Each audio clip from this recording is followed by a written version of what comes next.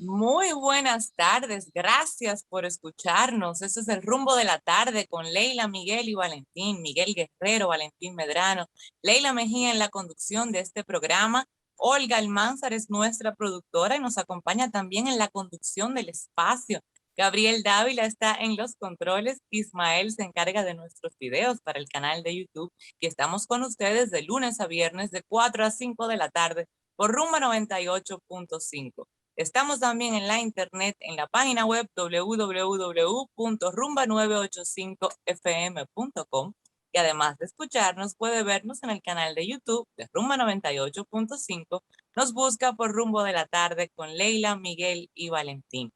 Hoy es martes 13 de julio y como siempre estamos contentos y agradecidos de contar con el placer de su sintonía. Saludos a todos ustedes y saludos a los compañeros. Hola Gabriel, Ismael, Olga, hola Valentín, hola Miguel, ¿cómo Saludos, están saludos. en la tarde de hoy? Bien, Leila, bien, Valentín, bien, Olga, bien todos. Bueno, tenemos la noticia de que la jueza acaba de darle una prisión preventiva, que yo no llamaría preventiva, yo le diría larguina, de 18 meses al ex procurador general de la República. Algunos medios dicen que 12 meses. No, son 18, fueron Son 18 a él y a está confirmado 18. Sí. Además, ese fue el pedido, ¿no? De la fiscal. Bueno, yo creo que todo lo que se había logrado, esto va a tener una inevitable repercusión en el ámbito político del país. Y en la situación en que nos encontramos, lidiando todavía contra una crisis sanitaria y una situación económica que tiene todavía muchos lados grises y muchos lados oscuros, porque todavía no hemos podido superar las consecuencias de la pandemia en el ámbito de la economía. Todo esto va a tener repercusiones muy difíciles y nos esperan días de mucha confrontación política, porque evidentemente detrás del ex procurador está quien lo nombró. ¿Y quién va a tener confrontación política? ¿Con quién? ¿Confrontación con qué? Bueno, aquí hay partidos, no podemos subestimar a los partidos porque, mira, hay dos partidos. La experiencia del PRM, que es una versión moderna del PRD,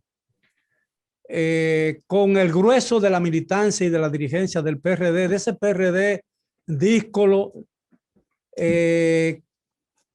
con un poder de autodestrucción muy grande que ha quedado confirmado en la historia política reciente de la República Dominicana. Hay dos adversarios para el intento natural de un partido como el PRM de superar los fracasos y los errores del pasado y permanecer por lo menos 2 o 3 periodos en el gobierno. Y esos dos son el PLD y la Fuerza del Pueblo, que es una fuerza emergente, una fuerza nueva, con un liderazgo muy fuerte todavía en la conciencia de mucha gente en el país. Gobernó durante 3 periodos, tiene una gran base política y en el ámbito empresarial dominicano, es decir, que tiene fuentes de financiamiento muy importantes. Y en la política eso puede ser determinante. Pero la Fuerza del Pueblo, esto les resbala, como dicen los muchachos. Ay, no, les resbala. A nadie le resbala, Valentín. No, si estos juicios aniquilan las posibilidades del PLD para con vista al 24, el enemigo natural del PRM será la Fuerza del Pueblo. Totalmente, pero totalmente. Y para eso es que la Fuerza del Pueblo está trabajando. Claro. No desde ahora, sino desde antes, porque ellos sabían que ellos no eran opción para el 2020. En realidad, su plan para el 2020 era que Gonzalo perdiera. Claro, por eso la Fuerza del Pueblo es un aliado coyuntural del PRM. Claro. Hasta tanto el PLD no sea un adversario del PRM. Después el PRM verá que solo tiene un adversario, que es la Fuerza del Pueblo. Y estará en mejores condiciones también de librar esa batalla que la de Fuerza del Pueblo librarla contra el PRM. Pero eso es muy claro. No se necesita ser émulo de un gurú de la política dominicana, de la política, para entender esa situación. Bueno, no, el divorcio de ese matrimonio de PRM y Fuerza del Pueblo comenzó poco tiempo después de la toma de posesión. Sí, claro. Se mantuvo esa relación temporalmente, coyunturalmente, para obtener ciertas cuotas de poder. Se mantuvo un Sí, tiempecito. claro. Y cuando se agotó la posibilidad de negociación y la Fuerza del Pueblo vio que ya el PRM no estaba dispuesto a ceder algunos espacios que ellos esperaban, porque ya el PRM fue entendiendo poco a poco que a ese matrimonio le quedaba poco, entonces ya, ese divorcio está consumado, ¿eh? No, no, Ya ese divorcio ya se produjo. yo difiero de eso. Yo difiero en lo absoluto de Mira, eso. es que en política, cuando tú tienes al enemigo adentro, no ves su crecimiento y no ves sus intenciones. Claro. Esa es la realidad. Sí. Bueno, yo lo que sé es que hoy, lamentablemente, mira, si a mí me permitieran decirlo, y la gente creerá que siempre la gente va a dudar de las buenas intenciones que uno pueda Di lo decir que que tú tiene. quieras, que el micrófono es tuyo. Sí, sí, sí, pero yo creo que hoy se empezó a escribir una historia negra en la historia de la justicia en la República Dominicana. Lamentablemente, el epitafio del debido proceso de ley se está inscribiendo con letras indelebles. Usted podrá decir que el ex procurador le cae mal por la razón que fuera. Usted podrá tener sus aprehensiones con respecto a él, pero que a una persona lo reduzcan a prisión preventiva por el morbo social, por las exigencias públicas, por el odio, por la rebatiña, por la persecución política, por la arbitrariedad. Señores, da pena lo que está inscribiéndose en la República Dominicana y la gente no lo aprecia, no lo ve porque no le toca o no entiende, no entiende. Y por eso es que nosotros tenemos ciertas problemáticas de comprensión, de lenguaje comprensivo. Pero la gente no entiende lo que esto significa. Esto significa que se va a poder seguir haciendo lo que es una práctica denunciada, por ejemplo, lo que pasó con el joven en Moca, no sé si ustedes recuerdan, el peregrino, se le va a poder poner droga a la gente porque no hay debido proceso. Se le va a poder hacer un proceso a una persona civil, llevarlo porque no cumpla con un acuerdo, con un contrato, llevarlo a las fauces del derecho penal y ahí reducirlo a la nada. Esto no es el derecho penal, no puede ser un asunto de aplausos, de aprobaciones, no es un concurso de actitudes ni de popularidad. Y tampoco, permíteme interrumpirte para agregarle a tu lista, tampoco debe tratarse de algo personal, como se notó en los audios que ya muchos hemos escuchado porque han circulado en WhatsApp, porque tú sabes que en esta época la información circula muy rápido, en los audios que personas que estaban dentro de la sala de audiencias recogieron de la forma en que Jenny Berenice manejó la situación en el día de ayer, que no se sentía como algo jurídico, no se sentía como argumentos jurídicos de parte de un ministerio público, sino que se sentía como una rencilla personal, como un derroche de emociones hacia el ex procurador Jean Alain Rodríguez. No se sentía como una argumentación de derecho. Y eso lo notamos todo lo que escuchamos en ahí los no hubo audios. nada, ahí no hubo de derecho, pero viene a bien que hagamos un análisis sencillo. Yo solamente lo voy a enunciar. Las dos primeras visitas del presidente de la República a partir del momento en que se instaura como presidente de la República, en que jura como presidente. Pregúntese a quiénes fueron las dos personas que fue a visitar y pregúntese para qué. Ahora tome lo siguiente. La carta de Miriam, donde se establece que 6 personas, perdón, 3 del Ejecutivo y 3 del Ministerio Público tomaron asiento para decidir el asunto relativo a las alertas migratorias y que su moción perdió 4-2. Eso es para que vayamos decantando el asunto de que esto es un asunto eminentemente jurídico, porque no lo es. Esto no es un asunto jurídico. Esto no tiene que ver en lo más mínimo con el derecho, porque el artículo 229 te dice a ti cuáles son las causales que tú tienes que tomar en consideración para el establecimiento del peligro de fuga, y no está presente ninguna. Ahora, yo quiero hacer una pregunta, porque la discusión ha tomado un giro, y no me refiero a Valentín ni a nadie en particular, sino basta con leer las redes. Ha tomado un giro que lo pasional ha sepultado lo racional en este caso. Entonces, yo me pregunto, ¿por qué, dada la acusación que se le formula al señor ex procurador, suponiendo que la acusación esté bien fundamentada, vamos a suponer que esté bien fundamentada, que él sea responsable de todas las cosas que se le acusa, pero es el ex procurador general de la República, y yo quiero hacer esta pregunta, y me gustaría ver la opinión de la gente, cómo lo mira, ¿no? ¿Es el ex procurador general de la República una amenaza pública para la República Dominicana? Como para que por una acusación de carácter civil se le encierre durante 18 meses a la espera de una condena judicial. No, no es civil, es penal, pero es un delito de tipo No, económico. pero es una amenaza pública. Claro que Es no, un criminal, como lo es un narcotraficante que anda matando gente en la calle, robando, asaltando bancos, como para que tenga que ser puesto bajo prisión y protegido en audiencia con unas ultra medidas de seguridad, como si se tratara de un criminal peligroso. Imposible. No, pero por Dios, la justicia no puede llevar estos casos a ese extremo. Que esto no es justicia, don Miguel. Esto no, óigame, esto no se decidió en el Poder Judicial. Esto se negoció. Esto es aberrante.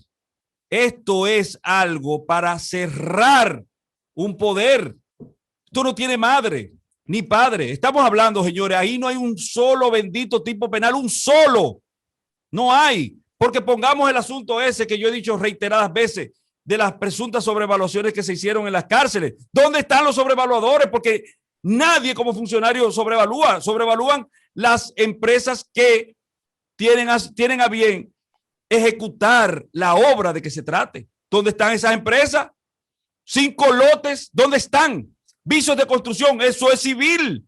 ¿Dónde está el tipo penal aquí? Soborno, sin sobornante. Pero además, cheque sin cobrarse. ¿Dónde está el tipo penal? No lo hay. Pero además la Procuradora General de la República ha dicho que el expediente o que la construcción de la cárcel nueva que ha sido mencionada en este expediente, y es una de las cosas sobre las cuales se fundamenta parte de la acusación contra el ex procurador, y compartes, para citar a un abogado muy conocido aquí, ha dicho que no fue sobrevaluada, sino que hubo necesidad de aumentar el presupuesto porque estaban subvaluadas. Entonces, eso es un documento que el propio Ministerio Público ha puesto a circular y ha hecho de dominio público. El Ministerio Público ha hecho de dominio público. Mira, a propósito de eso, ella tiene que cuidarse de su entorno, ¿viste? Yo le aconsejo a la magistrada Miriam que se cuide de su entorno, porque quien filtró eso no lo hizo con fines informativos, lo hizo con el propósito de hacerle daño a ella. Así es. Y yo me atrevo a apostar que está detrás de su cargo. Yo no creo. Bueno, pero... Y ella tiene más capacidad y más temple para ese cargo que aquellos que andan detrás de ese cargo. Bueno, doña Miriam se eximió de participar en el proceso. Sí, pero en ese caso, pero no debió hacerlo porque las razones para eximirse son el odio y el amor, y no existe ninguno, según su misma carta. Pero además ella es responsable de cuantos ocurra en el Ministerio Público, porque ella es la jefa del Ministerio Público. Y de lo que ocurre en el Ministerio Público, el responsable es el presidente, según la ley, según la norma. Yo es como que yo diga que yo me voy a eximir de lo que pasa en mi casa. O que se va a eximir de lo que usted está diciendo aquí. Sí, exactamente. Es decir, bueno, yo creo que, yo estoy bajo los fuegos del Averno. Voy a tener que leer nuevamente la Divina Comedia porque no sé en cuáles de los espacios infernales me encuentro hoy yo por mi posición. En la sexta caldera del infierno. En la sexta, una de esas, sí. Una caldera donde hay muchos diablitos ahí a la espera de un cuerpo inocente como el mío.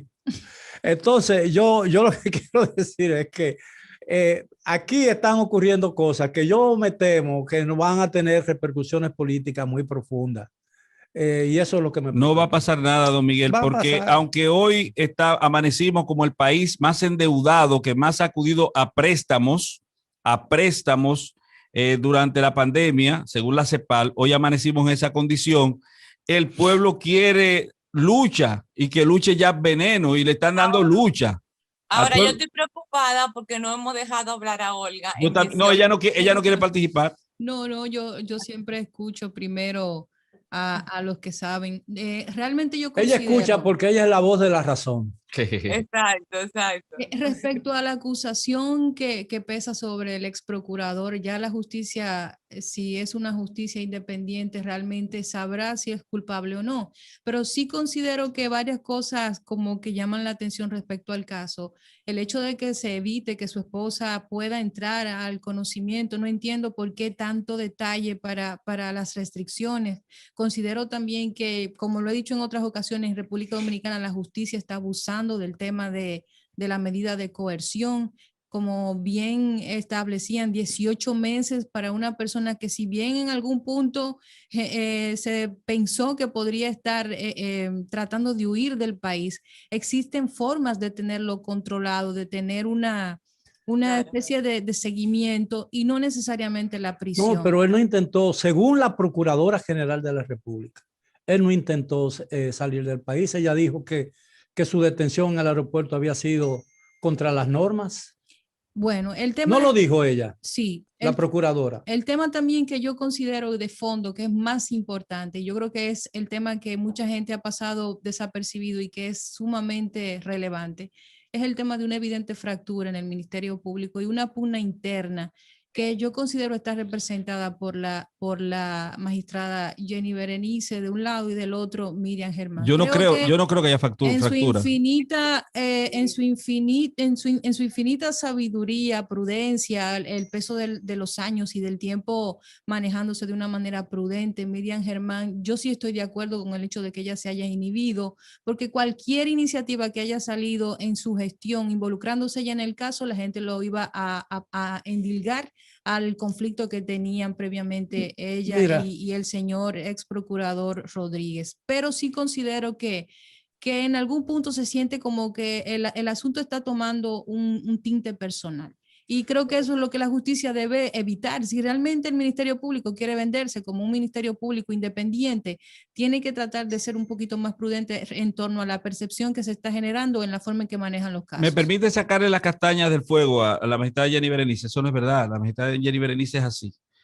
Ella yo no creo que tenga nada. Yo creo que por respeto pareciera que sí tiene asuntos personales, pero no es así. En cada proceso en el que ella actúa, y yo he litigado en contra de ella en algunos procesos, y creo que en una ocasión, sí, en una sola ocasión, del mismo lado de barra. En cada proceso, ese es su estilo. Yo creo que Valentín, estoy de acuerdo con Olga en que hay una fractura en el Ministerio Público, que comenzó en el momento mismo en que el presidente Abinader juramentó al mismo tiempo a dos primadonas. Yo lo que creo que hay roles y roles. No lo tienen claro, ¿no? No, óigame, hay roles y roles. Hay roles y roles. Recuérdate que siempre alguien tiene que coger un desbol por el equipo. Alguien coge un desbol por el equipo. Y a alguien le toca hacer el patito feo en un momento determinado en favor de un colectivo. Totalmente. Ven porque ven donde yo baso mi preocupación.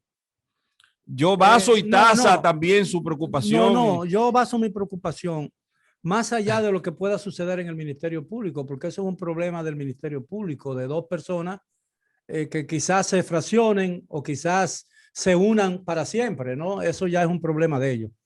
Yo estoy preocupado porque en la situación que está viviendo el país y lo que realmente nos espera, cada día, porque nosotros tenemos una ilusión de prosperidad que no se corresponde con la realidad. Estamos hablando de que estamos recuperando la economía, la CEPAR y los organismos internacionales nos dicen ustedes se están endeudando demasiado. El gobierno dice que está vacunando bien, que somos líderes o colíderes en el proceso de vacunación, pero también te dice tienes que vacunarte por tercera vez. Y ese tipo de cosas, y el mismo gobierno ha dicho, ha apelado a la unidad nacional para poder confrontar o enfrentar juntos todas las fuerzas vivas de la nación. A Dios rogando y con el los vaso. graves problemas que tenemos en la nación. Todo esto tiende a dividir el país y no a unificarlo. A eso es lo que yo me refiero. Y este gobierno, ni ningún otro gobierno, en ningún momento en el país tiene suficiente poder y capacidad para sortear solo los problemas graves y crecientes que tiene la nación dominicana. E incluso ahora que tendrán una tendencia a aumentar debido a la situación que está confrontando Haití, porque nosotros en medio de todo esto no estamos observando el peligro y amenaza que representa un nuevo estallido potencial de violencia en el vecino estado. Yo quiero recordar algo, un acontecimiento histórico. Yo soy poco dado a hacer alusión a los hechos históricos. Me gusta vivir mucho en el presente, ver el presente, aunque las personas o los pueblos que olvidan su historia dicen que están abocados a repetirlas. Pero un hecho histórico importante fue el que se dio con el príncipe, bueno, el archiduque Francisco Ferdinand. Así que llamaba, don Miguel. El asesinato de Sarajevo. Exactamente. Mira, un acontecimiento que dio lugar a la Primera Guerra Mundial. Un acontecimiento aislado, parece insignificante. La muerte de un solo hombre y su esposa. Bueno, no se dice que se murió su esposa también en el hecho y murió el chofer. Era el archiduque de Austria. El archiduque de Austria. Del Imperio Austrohúngaro. Ok. Él muere. No astro, son los astros de Houston. Austro. No los astros. Sí, austro, lo que sea. Okay. Austria. De Austria.